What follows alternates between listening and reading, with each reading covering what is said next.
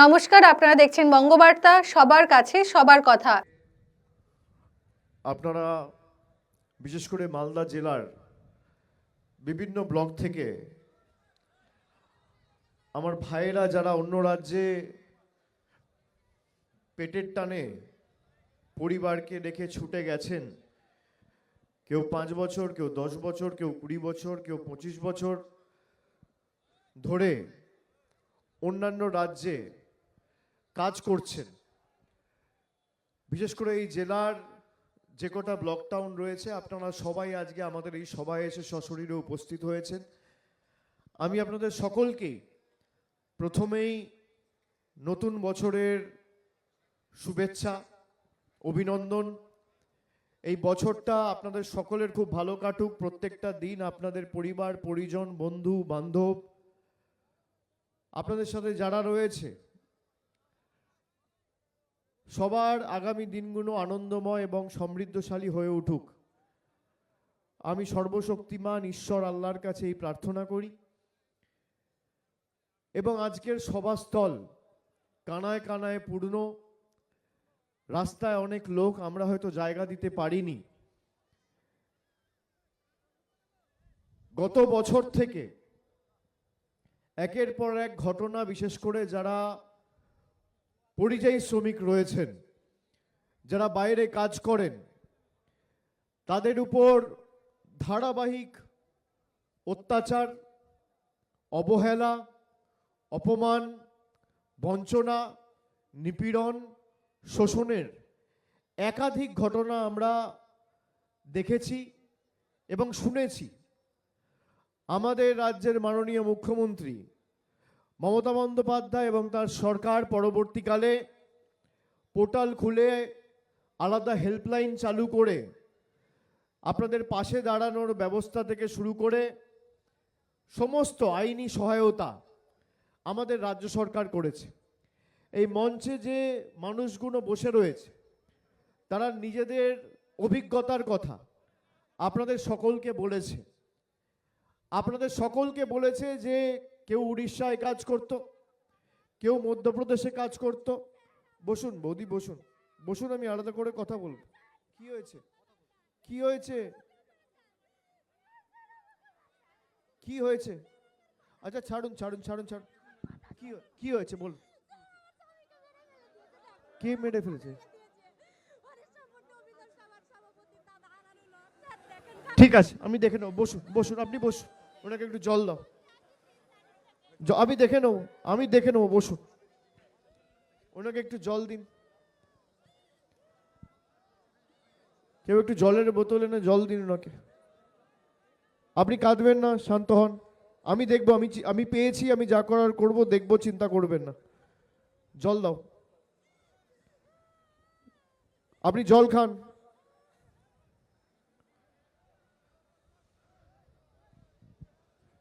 এবং যারা এসছেন আজকে, সবাই এক বুক আশা আকাঙ্ক্ষা নিয়ে এসছে।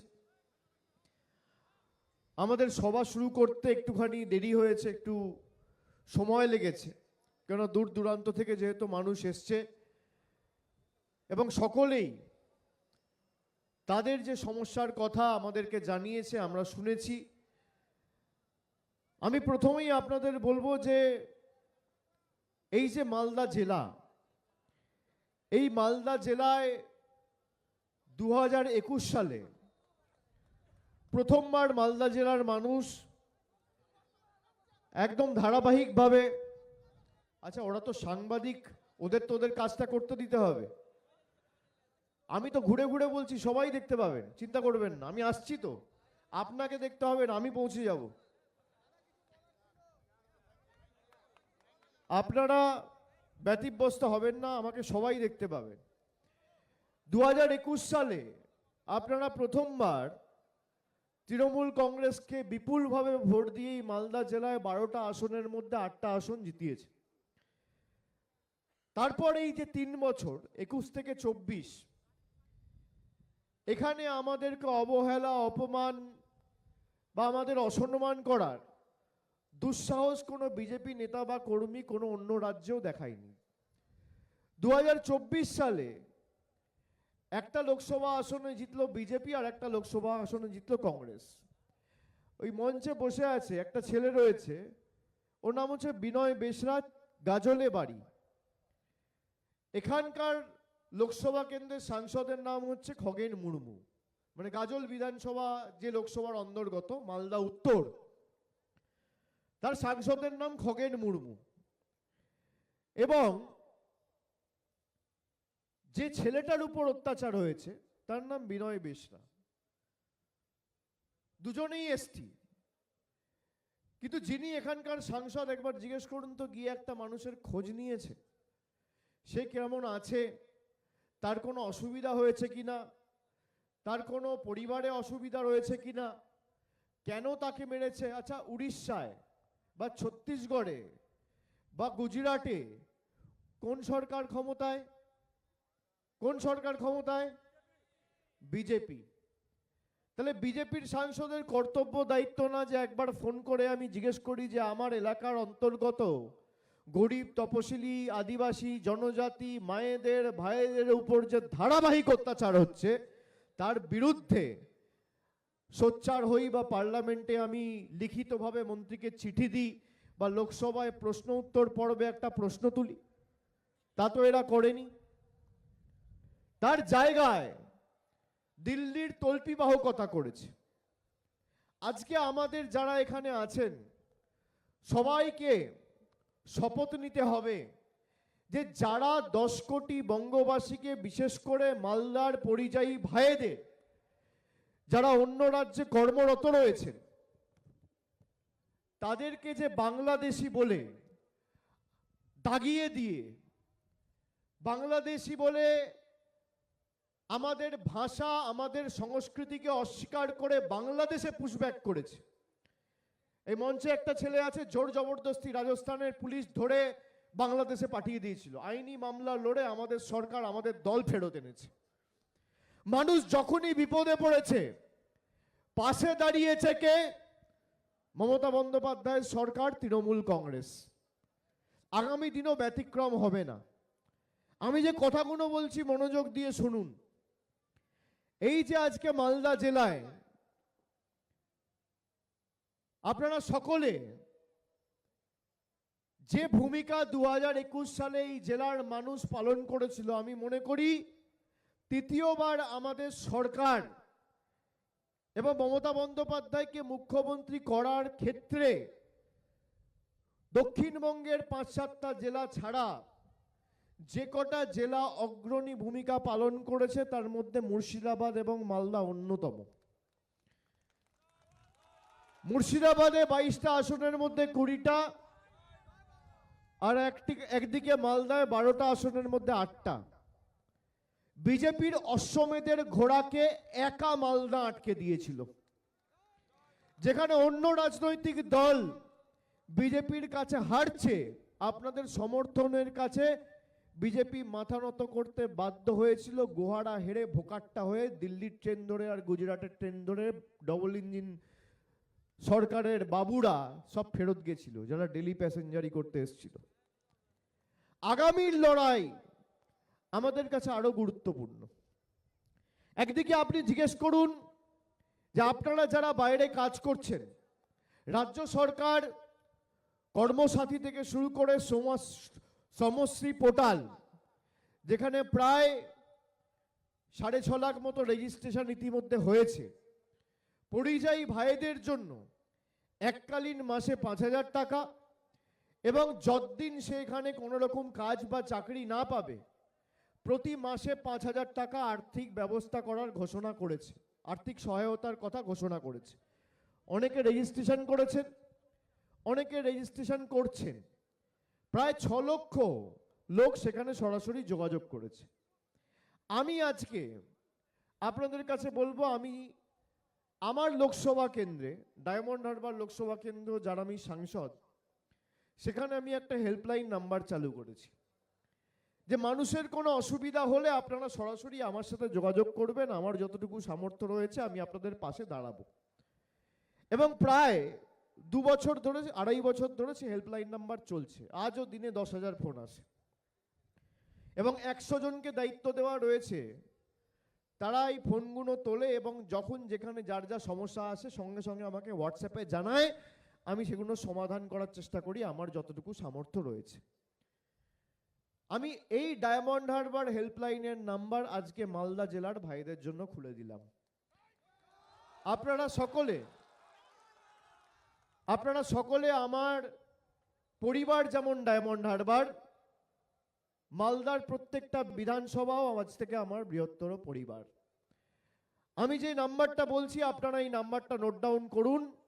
কারোর কোনো অসুবিধা হলে তৎক্ষণাৎ আমাকে জানাবেন, যা আইনি সহায়তা সাহায্য লাগবে আমরা পাশে দাঁড়াবো। যারা ভাবে যে বাঙালিকে বাংলাদেশি বলে দাগিয়ে দিয়ে জোর জবরদস্তি জেলে ঢুকিয়ে রাখবো তবে মালদা মুর্শিদাবাদের লোকেরা টাইট হবে, আমাদের গলা কেটে দিলেও আমরা বশ্যতা স্বীকার করব না। আমাদের মৃত্যু হওয়া পর্যন্ত আমৃত্যু আমরা মানুষের জন্য কাজ করেছি, মানুষের জন্য কাজ করব। কারোর কাছে মেরুদণ্ড বিক্রি করব না, আত্মসম্মান বিক্রি করব না। যদি মাথা নত করতে হয় বাড়ির গুরুজনদের কাছে মাথা নত হবে, বাবা মার কাছে হবে, ভগবানের কাছে হবে, আল্লাহর কাছে হবে, আর বয়োজ্যেষ্ঠদের কাছে হবে। দিল্লির গদ্দারদের কাছে মানুষ মাথা নত করবে না।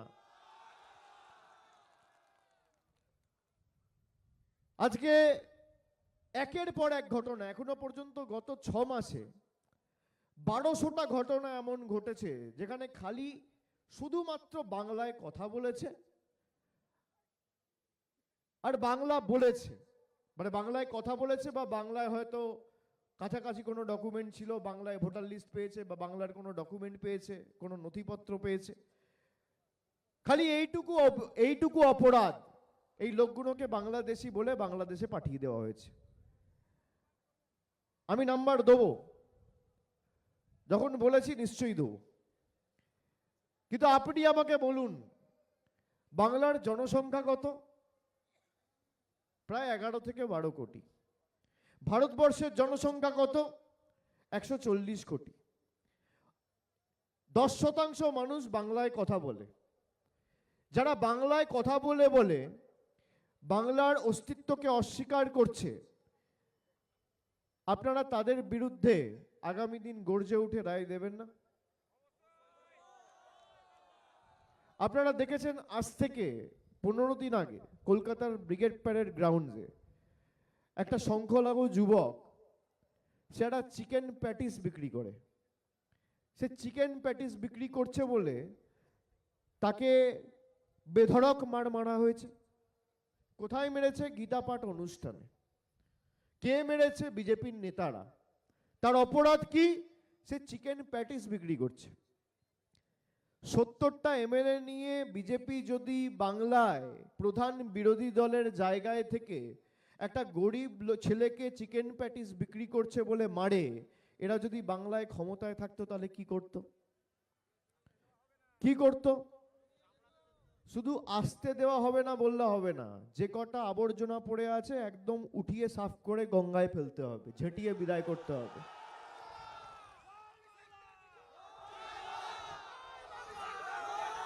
এদের কাছে অস্ত্র কি? এদের কাছে অস্ত্র কি? আগে নির্বাচন হতো, নির্বাচনে মানুষ ভোট দিত, মানুষ ভোটাধিকার প্রয়োগ করে সরকার নির্বাচিত করত। মানুষ ঠিক করতো সরকারে কে বসবে, আর নরেন্দ্র মোদী এখন ঠিক করছে ভোট কে দেবে। আগে মানুষ সরকার বাঁচতো, এখন সরকার ভোটার বাঁচছে। আপনি ভাবতে পারছেন? মানুষ ভোট দিয়ে সরকার নির্বাচিত করত যে আমি আমার পছন্দের বিধায়ক, সাংসদ, মুখ্যমন্ত্রী, প্রধানমন্ত্রী, মানুষ বাঁচবে। মানুষকে বলছে তোমার মৌলিক অধিকার আমি কেড়ে নেব। কে ভোট দেবে সেটা দিল্লির বাবুরা ঠিক করবে। কে কি খাবে দিল্লির বাবুরা ঠিক করবে। কে চিকেন প্যাটিস বিক্রি করবে দিল্লির বাবুরা ঠিক করবে। আমি কি রঙের জামা পরবো দিল্লির বাবুরা ঠিক করবে। আমি কাকে ফোন করব দিল্লির বাবুরা ঠিক করবে। আমার পরিচয় দিল্লির বাবুরা ঠিক করবে। আমি বাংলাদেশি না বাঙালি না ভারতীয় দিল্লির বাবুরা ঠিক করবে। আমি কোন রাস্তা দিয়ে হাঁটবো দিল্লির বাবুরা ঠিক করবে। কে অধিকার দিয়েছে? গণতান্ত্রিক দেশ, যে দেশের জন্য আমাদের মহান বিপ্লবীরা প্রাণ দিয়ে দেশকে স্বাধীন করেছিল।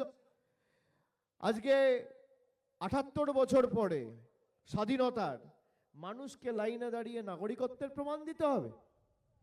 আজ থেকে 10 বছর আগে নোটবন্দির নাম করে আপনাদের সবাইকে লাইনে দাঁড় করিয়েছিল, দাঁড়াননি? বুকে হাত দিয়ে বলুন তো, কালো টাকা ধ্বংস হয়েছে? 10 বছর পরে আজকে আবার লাইনে দাঁড় করিয়েছে। আগে করেছিল নোটবন্দি, এখন করছে ভোটবন্দি। লাইনে দাঁড়াবেন, হিয়ারিং নোটিশ দিলে নোটিশ নিয়ে যাবেন। তৃণমূলের প্রত্যেকটা অঞ্চলে ওয়ার্ডে ক্যাম্প রয়েছে, হিয়ারিং ভেন্যুর বাইরে তৃণমূলের ক্যাম্প রয়েছে। আমাদের শেষ রক্তবিন্দু পর্যন্ত প্রত্যেকটা মানুষের পাশে আমরা দাঁড়াবো, তার ভোটাধিকার রক্ষা করার স্বার্থে। কিন্তু লাইনে দাঁড়িয়ে দোয়া করবেন, প্রার্থনা করবেন, আর আগামী দিন যখন ভোটের লাইনে দাঁড়াবেন, শেষবার আপনাদের সিদ্ধান্ত নিতে হবে, যারা আমাদের পদে পদে বঞ্চিত নিপীড়িত করেছে, বাংলাদেশি বলে আখ্যায়িত করেছে, তাদের শিক্ষা দেওয়ার সময় এই ভোট। নির্বাচনে জোড়া ফুলের বোতাম এমনভাবে টিপবেন যাতে পদ্ম ফুলের নেতারা চোখে সর্ষে ফুল দেখে, আর বিজেপিকে কড়ায় গন্ডায়ের হিসাবে জবাব দিতে হবে। একদিকে রয়েছে ভারতের জাতীয় কংগ্রেস, একদিকে রয়েছে তৃণমূল, আমি বাংলার কথা বলছি, একদিকে রয়েছে সিপিএম, অন্যান্য অনেক নতুন রাজনৈতিক দল আসছে, আসবে। গণতান্ত্রিক দেশ, কে কোথায় লড়বে, প্রতিদ্বন্দ্বিতা করবে, মানুষের কাছে যাবে, প্রার্থী দেবে, সেই সিদ্ধান্ত তাদের, সবার অধিকার আছে। কিন্তু আপনাকে বুঝতে হবে যে ভারতবর্ষে যে 1500টা রাজনৈতিক দল আছে, তাদেরকে যদি একটা রাজনৈতিক দল যদি কাউকে শিক্ষা দিতে পারে বিজেপিকে, তার নাম তৃণমূল কংগ্রেস। অন্যান্য যত রাজনৈতিক দল আছে সবাই বিজেপির কাছে হারে, আর সেই বিজেপি তৃণমূলের কাছে হারে। এটাই হচ্ছে পার্থক্য। আমাদের সংস্কৃতি যারা অস্বীকার করে, যারা আমাদেরকে ঘুষপেঠিয়া বলেছিল, আপনারা যারা বাইরে কাজ করেন, বাংলায় কথা বললে বাংলাদেশি বলা হচ্ছে না, বলা হচ্ছে না? বিজেপির বাংলার নেতা খগেন মুর্মুকে জিজ্ঞেস করুন তো, এখানকার সাংসদ শুভেন্দু অধিকারী, সুকান্ত মজুমদার, দিলীপ ঘোষ, কোন ভাষায় কথা বলো? বাংলায়। তাহলে এই মঞ্চে যারা বসে আছে, এরা যদি বাংলায় কথা বলার অপরাধে জেলে যায় বা বাংলাদেশে যায়, তাহলে শুভেন্দু অধিকারীকে কেন জেলে পাঠানো হবে না আর বাংলাদেশে পাঠানো হবে না? দিলীপ ঘোষকে কেন পাঠানো হবে না? সুকান্ত মজুমদারকে, খগেন মুর্মুকে কেন পাঠানো হবে না? একই যাত্রায় পৃথক ফল তো হতে পারে না। আমরা তো সবাই বাংলায় কথা বলি। ক্ষমতা থাকলে অমিত শাহ, নরেন্দ্র মোদীর আর বিজেপি সরকারের 10 কোটি বঙ্গবাসীকে জেলে ঢোকাও। তোমার কত বুকের পাটা আর কত বড় বাপের বেটা, মানুষের কাছে প্রমাণ করো যে তুমি সবাইকে জেলে ঢুকিয়ে গণতন্ত্রকে ভুলণ্ঠিত করে বাংলা দখল করতে চাও।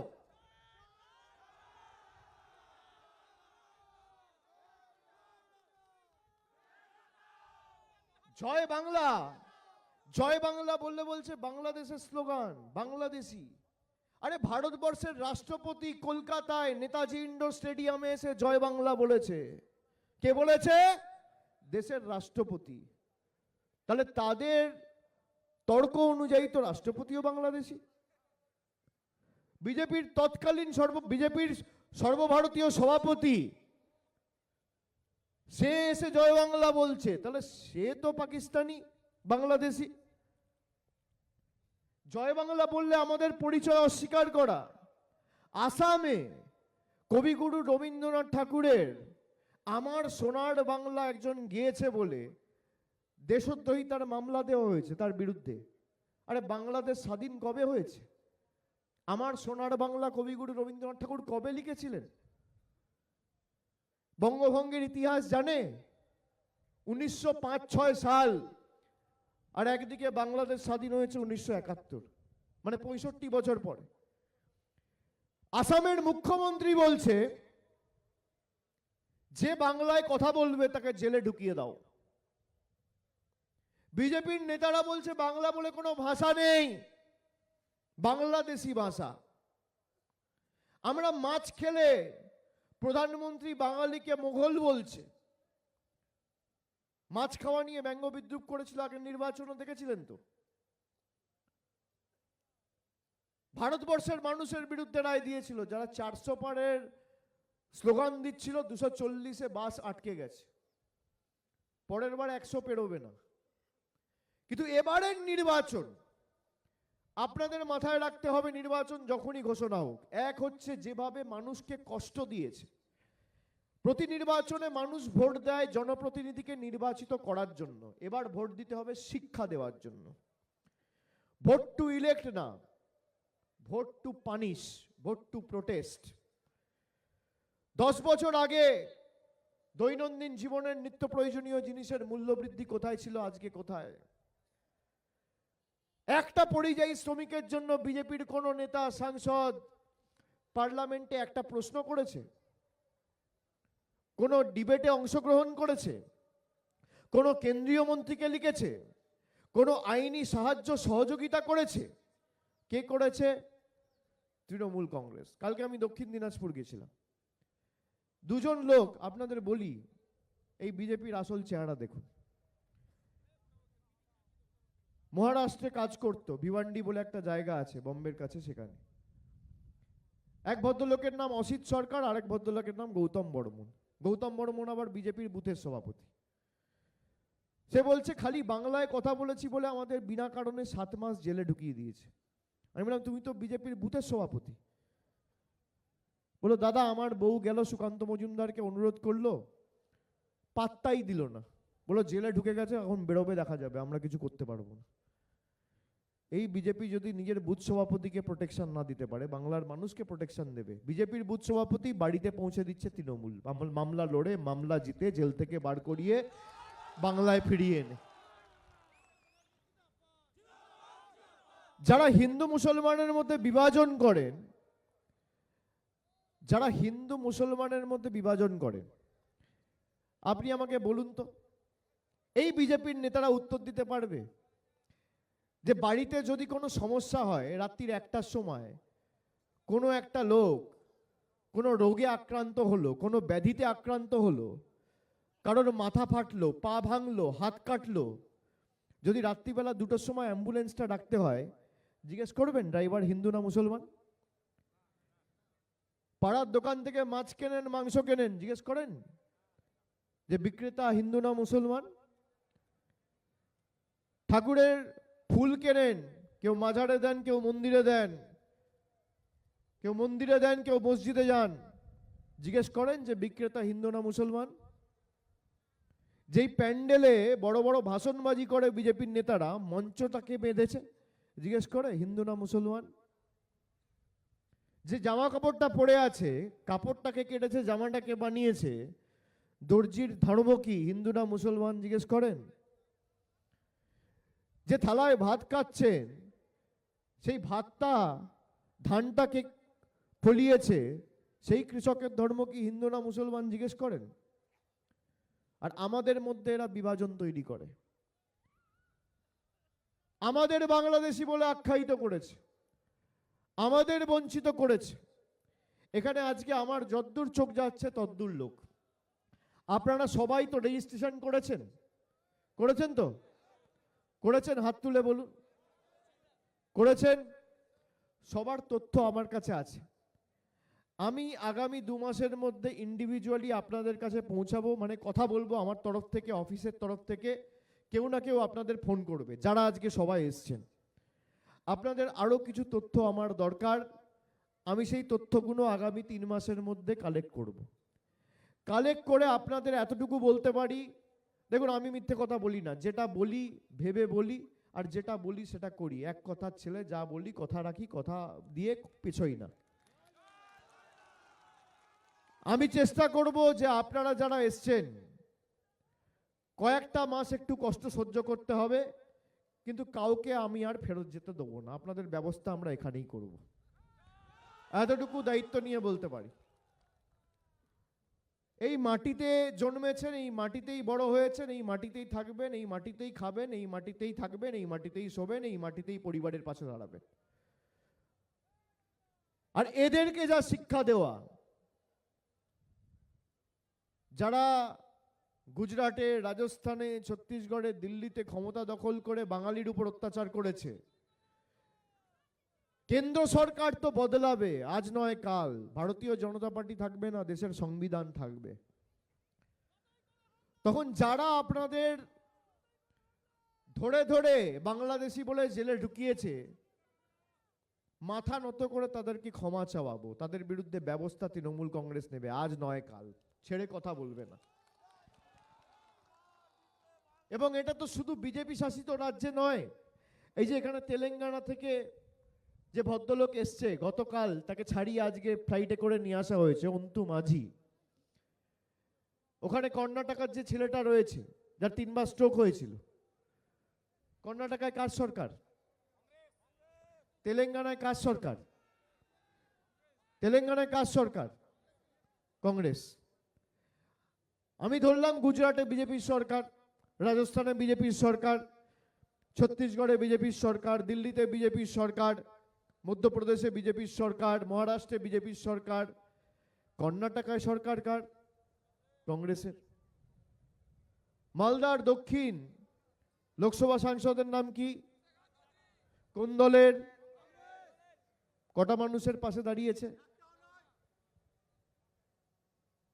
তার থেকে আপনারা কি আশা করেন?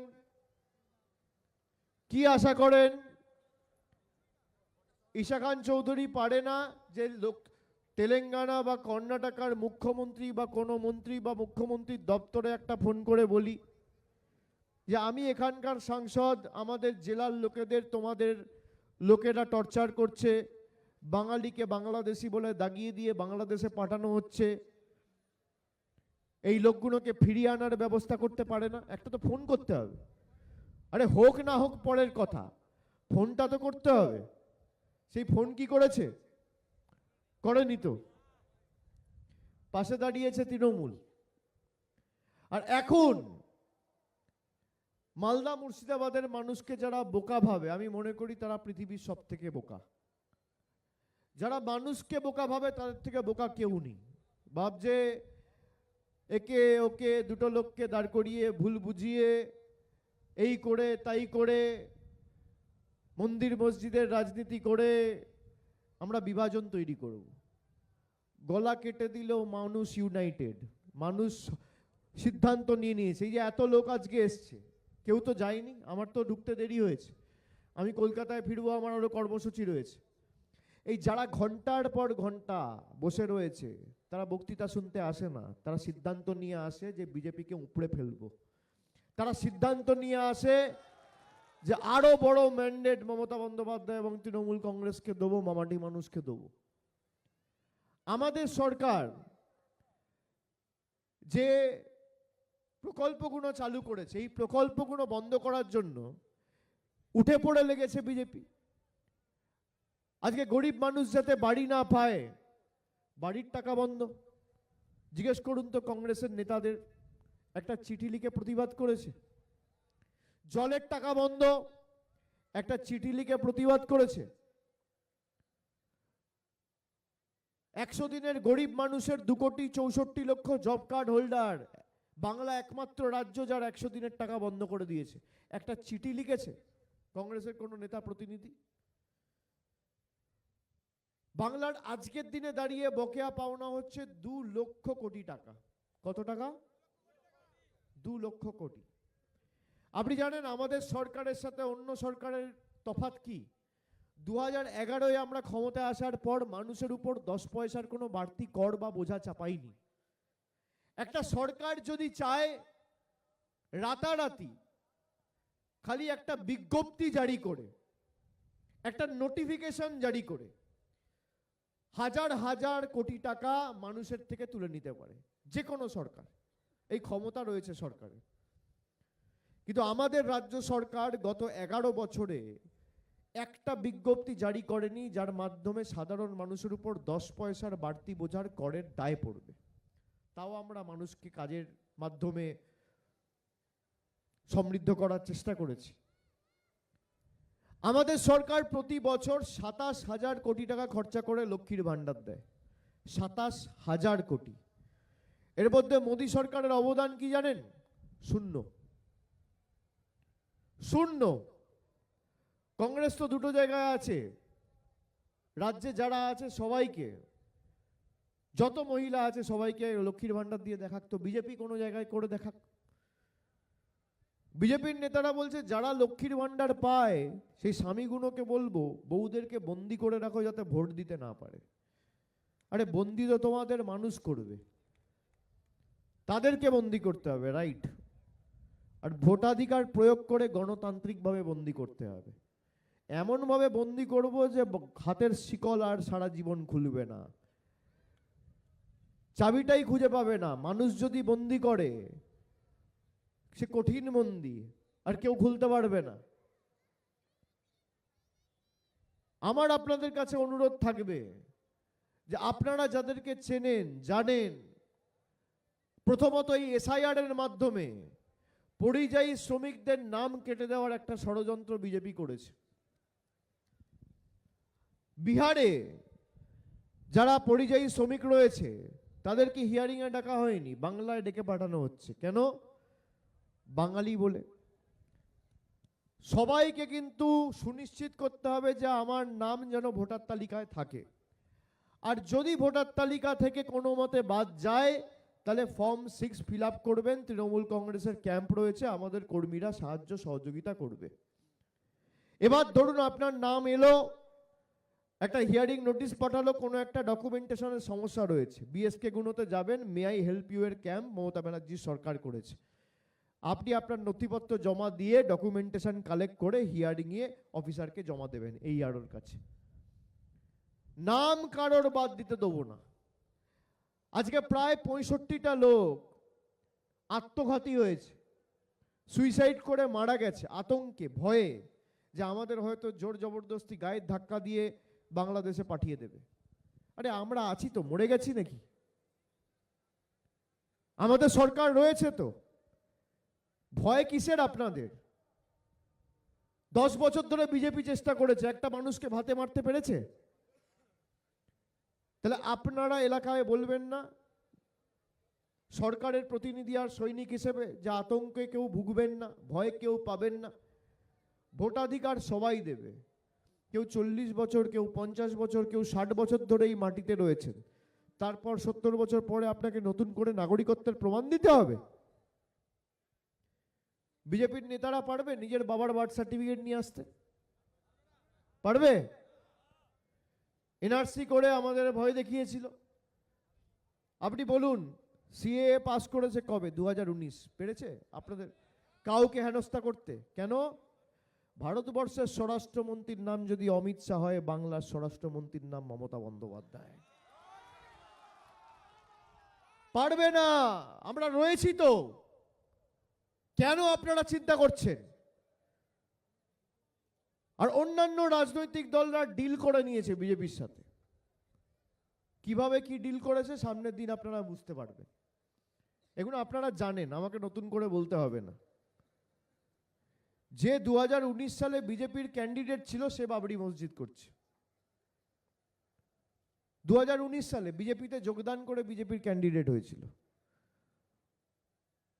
সে বাবরি মসজিদ করে ধর্মের নামে বিভাজন করে কিছু টাকা তুলে নিচ্ছে মধ্যখান থেকে মানুষকে বোকা বানিয়ে। 1 পয়সাও দেবেন না, গরিব মানুষকে সাহায্য করুন। কোরআনে লেখা রয়েছে। এই যে একটা গরিব ছেলেকে আমি বলছিলাম গীতা পাঠ অনুষ্ঠানে মেরেছে, আমি তো একজন হিন্দু। বিজেপির একটা নেতাকে জিজ্ঞেস করুন ভগবত গীতা পড়েছিস? ভগবত গীতা পড়েছিস? গীতার একটা শ্লোক বলতে পারবে? আমি ভগবত গীতা পড়েছি। ভগবত গীতার 5ম অধ্যায় 18 নম্বর শ্লোক শ্রীকৃষ্ণ স্বয়ং বলছে, বিদ্যা বিনয়া সম্পন্নে ব্রাহ্মণী গবি হস্তিনী সুনিচৈবা স্বপাকে চা পণ্ডিতা সমদর্শনাহা। তার মানে ভগবান শ্রীকৃষ্ণ স্বয়ং বলছেন যে একটা কুকুরের মধ্যে, একটা বিড়ালের মধ্যে, একটা পিঁপড়ের মধ্যে, একটা গাছের মধ্যে, একটা পোকার মধ্যেও আমি বিরাজমান, সবার মধ্যে আমি রয়েছি। আর সেই গীতা পাঠ অনুষ্ঠানে বিজেপির নেতারা একটা সংখ্যালঘু ভাইকে পিটিয়ে মারছে। আপনি ভাবুন, এরা নাকি হিন্দু ধর্মের ধারকার বাহক। ইসলাম কোনোদিন শিখিয়েছে একে মারো, তাকে মারো, ওকে অন্য ধর্মে আঘাত করো, ধর্মের নামে এখানে বিভাজন করো, সেখানে বিভাজন করো? কোন ধর্ম কোনোদিন বিভাজনের কথা বলে না। এই বাংলা সাম্প্রদায়িক সম্প্রীতির পূর্ণ ভূমি। এই বাংলা আর যাই হোক বিজেপির বিভাজনের কাছে কোনোদিন নতি স্বীকার করবে না। যারা বিজেপির সাথে ডিল করে মানুষকে সমস্যার মুখে ফেলতে চেয়েছে, আগামী দিন কিন্তু এদের কঠোর শিক্ষা দিতে হবে ভাইয়েরা, আপনারা কথা দিচ্ছেন। আর যারা বাইরে রয়েছেন সমাজ মাধ্যমে আমার কথা শুনছেন, আমার বিনীত অনুরোধ থাকবে, এই লড়াই বাংলার মাটিতে বিজেপিকে শেষ করার লড়াই। বিজেপির শেষের শুরু এই বাংলার মাটি থেকে হবে। আপনি মিলিয়ে নেবেন, এখানে ক্যামেরা আছে, আমি বলে যাচ্ছি। 2029 এদের গল্প শেষ। এতদিন সহ্য করেছেন আর 3 বছর, কিন্তু মানুষকে ঐক্যবদ্ধ থাকতে হবে, এক থাকতে হবে। আমাদের মধ্যে যদি বিভাজন হয় তাহলে লাভ কার? বিজেপির। বিহারে দেখেছেন মানুষ ভাগ হয়ে গেছে, বিজেপি জিতে গেছে। যেখানে মানুষের মধ্যে ভাগাভাগি করতে পেরেছে সর্বত্র বিজেপি। আর বাংলায় খালি মানুষ এক, বিজেপি ভাগ। আমাদের ভাগ করতে গিয়ে নিজেরাই ভাগ হয়ে গেছে। যারা ভাগ মমতা ভাগ বলেছিল, আজকে ভাগ বিজেপি ভাগ হয়ে গেছে বাংলার মাটি থেকে।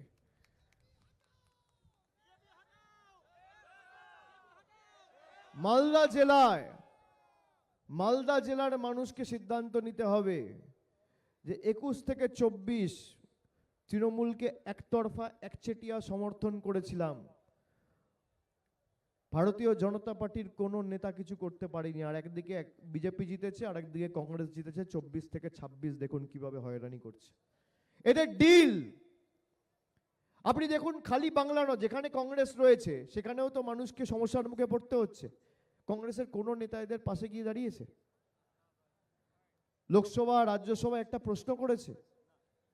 কোন আইনি সাহায্য সহযোগিতা করেছে? একটা কেস আমাকে দেখাতে পারবেন না। এই জন্যই কংগ্রেস বিজেপির কাছে হারে, আর এই কারণেই তৃণমূল বিজেপিকে হারায়। পার্থক্য এখানে। আপনাদের যা সমস্যা রয়েছে আমি নিজে শুনব। আমি আপনাদের সকলের সাথে আগামী 3 মাস আমার দপ্তর থেকে আমার মনোনীত প্রতিনিধিরা আপনাদের ফোন করে আপনাদের সমস্যা শুনবে, জানবে। আর সরকার চতুর্থবার হওয়ার পর যত দ্রুত সম্ভব আপনাদের সকলের কর্মসংস্থানের ব্যবস্থা আমি এই মাটিতেই করব। মমতা বন্দ্যোপাধ্যায়ের সাথে কথা বলে আমাদের বামাটি মানুষ সরকার করবে, এই কথাটাও আমি আপনাদের বলে দিয়ে যাচ্ছি। কাউকে ফেরত যেতে হবে না, কেউ ফেরত যাবেন না। কি আপনারা ফেরত যেতে চান? ফেরত যেতে চান? এই মাটির থেকে আর ভালো কি আছে? এর থেকে আপন, এর থেকে আন্তরিক আর কি? এই মাটিতেই জন্মেছি, এই মাটিতেই মরব।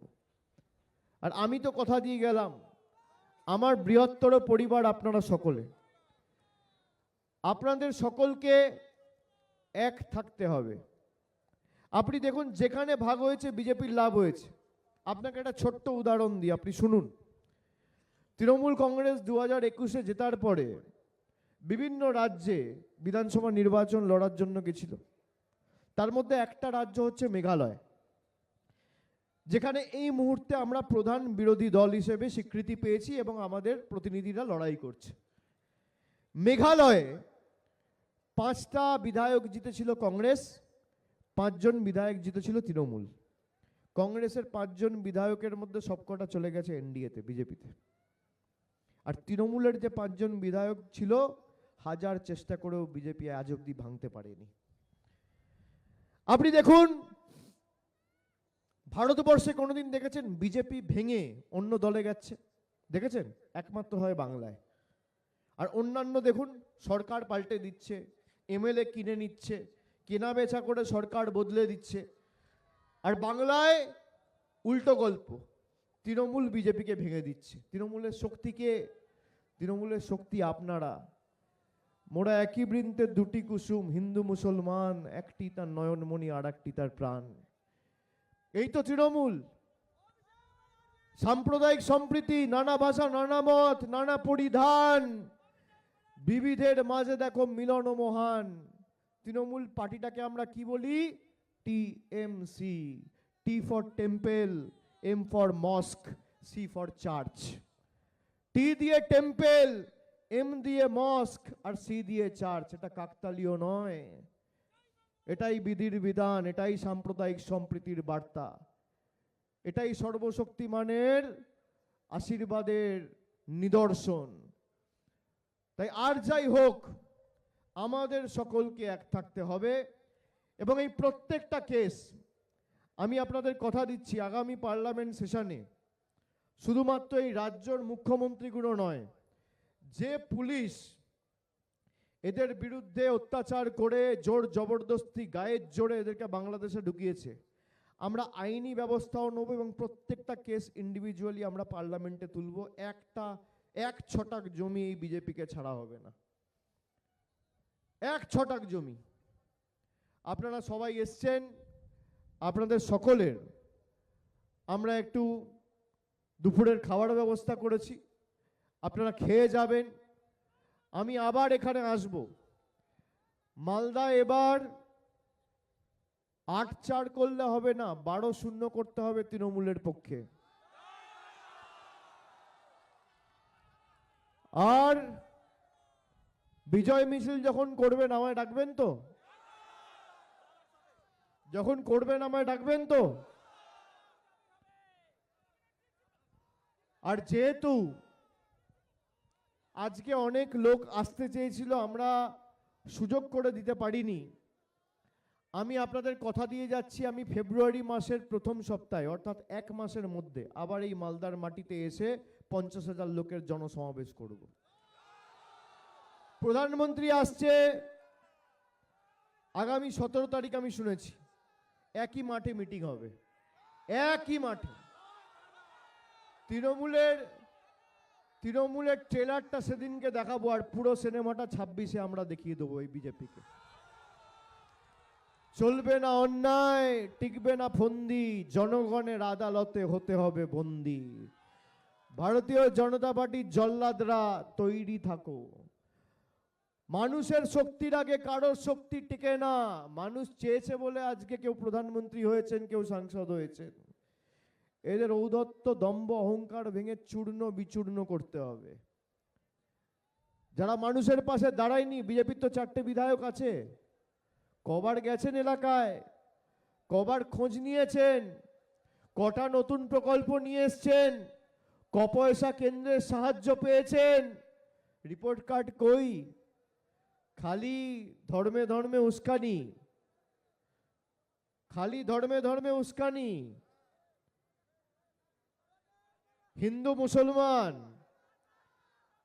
কি আজকে আমরা এক? তো একটা হিন্দু ভাইয়ের শরীরে যে রক্ত রয়েছে, একটা মুসলমান ভাইয়ের শরীরেও সেই রক্ত রয়েছে।